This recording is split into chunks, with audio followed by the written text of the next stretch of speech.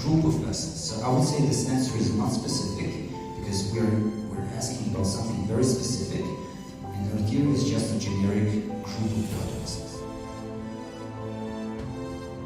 As a proxy variable to find an important parameter of the universe, and more concrete, we will use parameters of white curves of supernova type 1a as a proxy variable to find the Hubble constant. So first, let's begin with these are galaxies in which supernova type 1a has exploded recently. This is how looks like supernova type 1a and how it's made.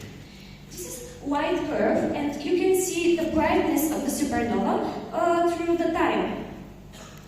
So first, I will be talking about the supernova, then again about the white curves and the time. I will use the time dilation to correct my time because of the special theory of relativity, and after that I will introduce a proxy variable to find the distance to the supernova.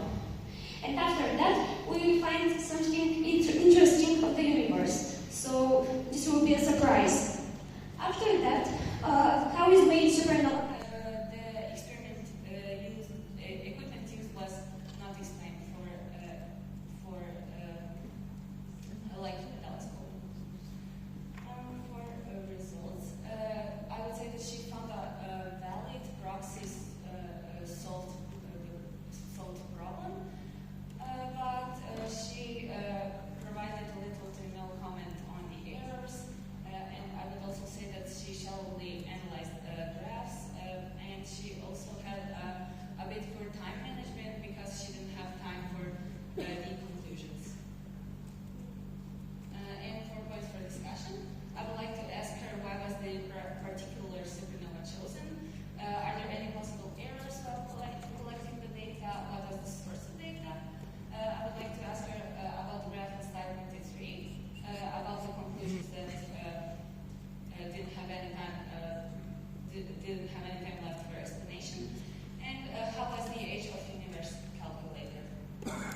And thank you for your attention. It's not very linear, and the error square is 0.93, and the Hubble is the most source of error. Okay. And did you include the error in the Hubble? The errors before the Hubble, as I said. Okay. Understand. So you said that you calculated coefficients like A and B. There was on slide 24. So can you tell us how you calculated that? I calculated it with fit, and I see that the other supernova has the same fit. Okay. So do you have the chemical composition of the supernova measure in your results?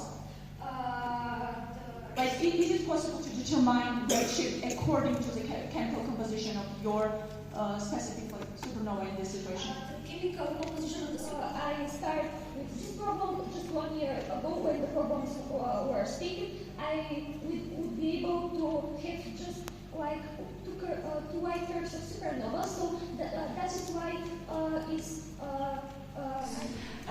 is used generically to cover knots, hitches, and bends, which are all structurally different, as you can see on the picture, and serve different purposes.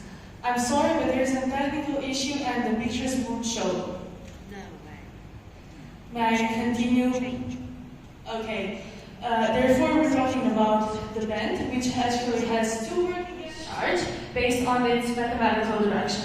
Also, based on the knowledge about knots, there is equally directed torques to rolling by opposite torques along the bend, which is described by the twist fluctuation, which is the largest for the knots that have the most different twist charges.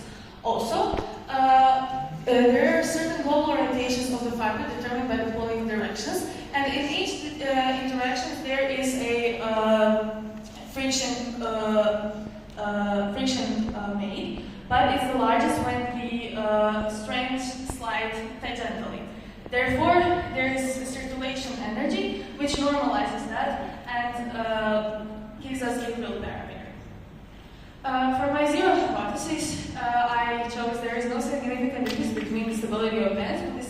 topological parameters n, tau, and gamma. For the first hypothesis, the higher phase fluctuation will enable the greater stability in bands, and the second one states that the higher circulation energy will enable greater stability in bands with the same number of crossings. So in my experiment, I connected a piece of string to the force sensor, and then I connected the other one with the band I was testing. I pulled a node with increasing force, and the Vernier and the Lagerpo software actually drew the force diagrams for me. I used 9 different bands of similar structure, which I analyzed topologically, as you can see here. Also, in my analysis, I recognized certain patterns that the bands were acting. For example, if I saw a low peak and some peaks in between, I had to assume that there was friction caused by the gentle sliding of unraveled things and did not actually unravel completely. If there were different critical pulling force in between. They compare this theoretical result to the experimental result. I think that, but she had the hypothesis. In experimental setup, I think that it was good because she used the force sensor. But I think that experiment was very bad and it needs to be improvement because she didn't change the height of the rope, which changed the friction coefficient. Also did not change the radius of the knot, and I think it is interesting if the radius of this knot has any influence of the result. And in compare results, because she had no the theoretical model, she could not compare its theoretical model. And I think that the conclusion was normal. Next slide.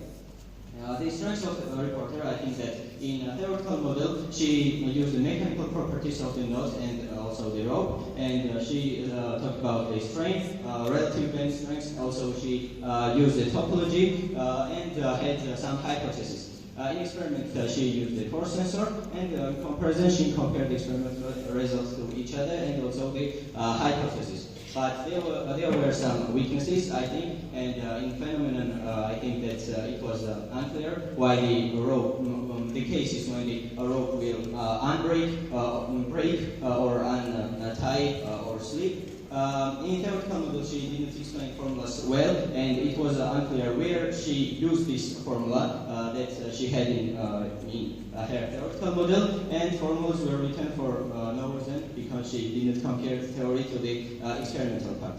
In experiment, she didn't explain graphs well and didn't change the ropes. Also, number of the nodes, which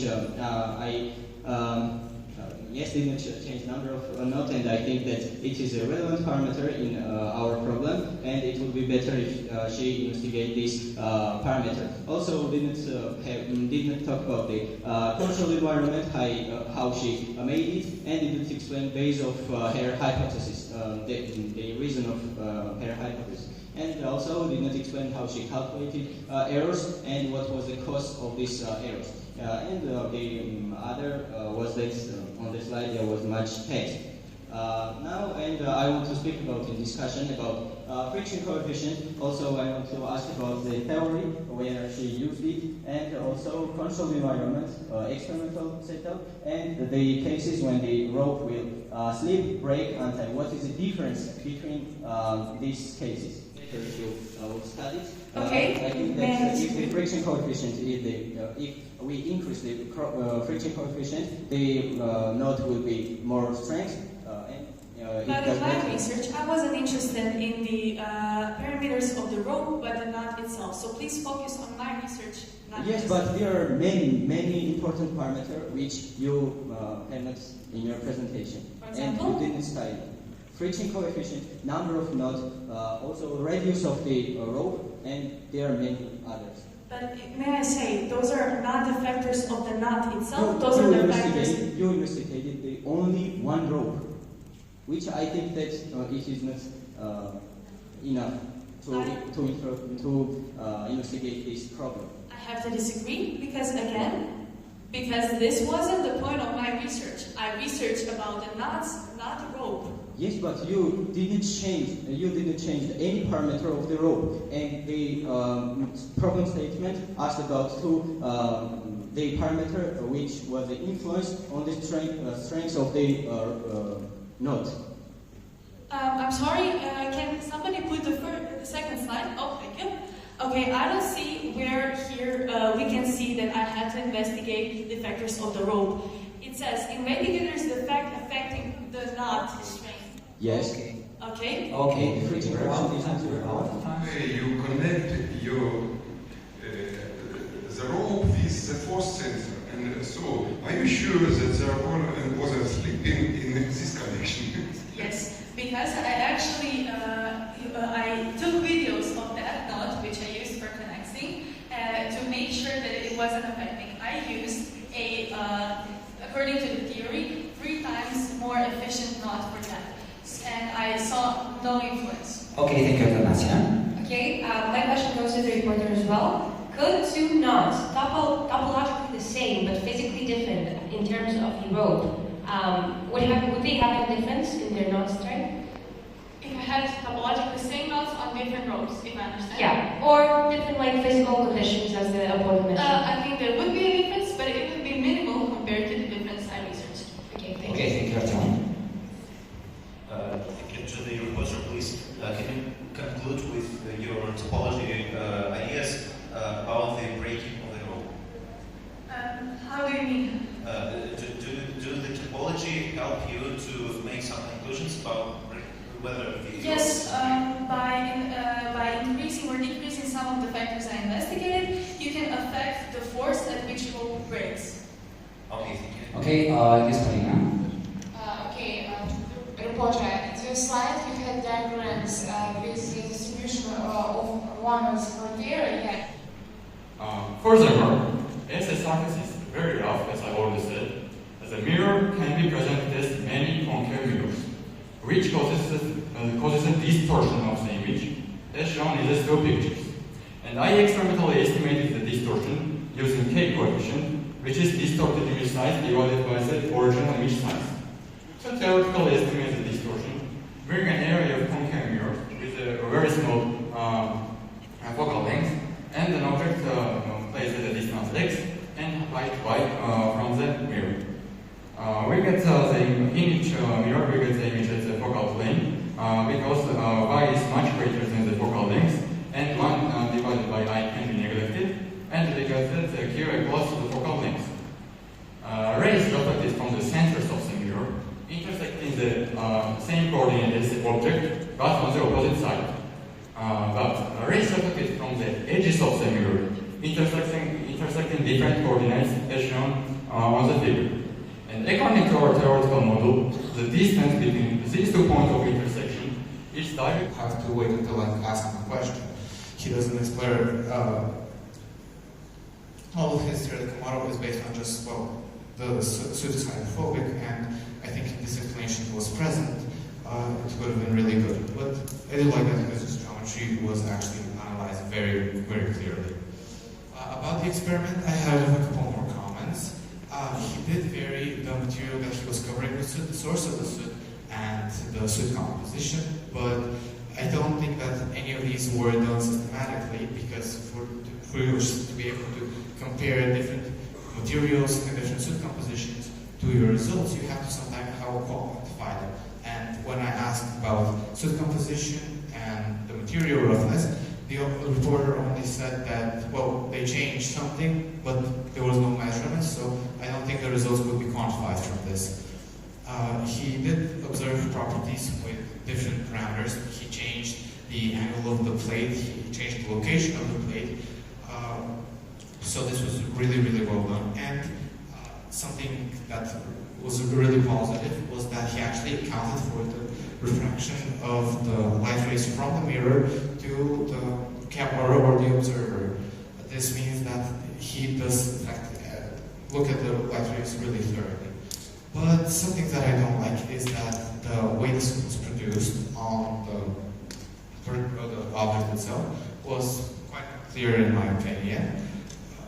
And how it was evenly done was even more unclear, because even in their macroscopic images, you can see that in the middle it was really dense, the peaks, and on the edge it started to taper off, and the peaks were more and more far apart. So I don't think that this could have been a little bit quantified better. So could you please go to the simulation you made of the suit coat through the... the suit coating, the 3D model. Okay. Yeah, so my question is, since I think you derived those through a microscope, and the microscope probably gives you a 2D image, how did you derive this 3D model? As I already said, I use microscope to take photos of the subject and then analyze it in an image, which has a function that could better result report of the subject on any object. Okay, Andrei? How do you define distortion in your work? What is it? It's like already said, experimentally. Give us a definition, please. Do you have questions from any of the teams about any of the remaining grades? Would any juror like to give an additional comment or an additional word of encouragement for participants in this fight? Yes, I think we have who? You. Okay, sorry. Yeah. One half is earning silver medals and second place diplomas of the IYNT 2023, and we extend our congratulations to this team, which is Team Bulgaria A.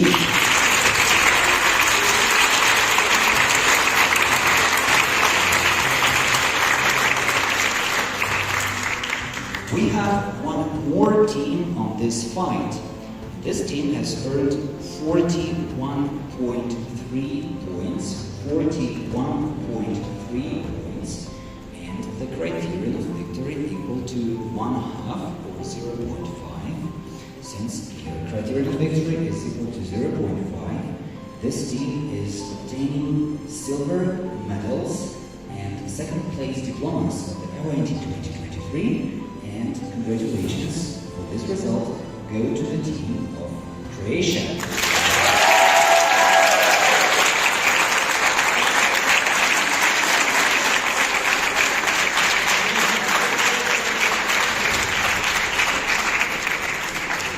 This team has earned 45.3 points, 45.3 points from the jury, and the criterion of victory equal to 1.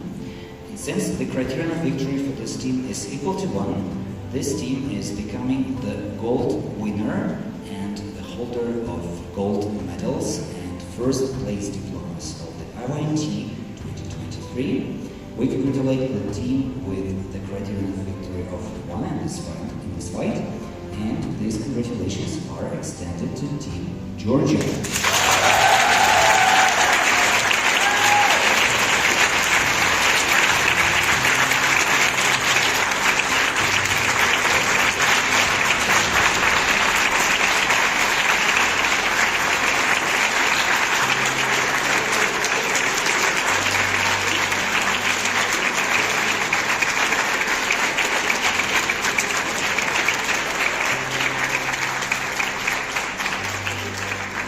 Okay, congratulations Georgia, and many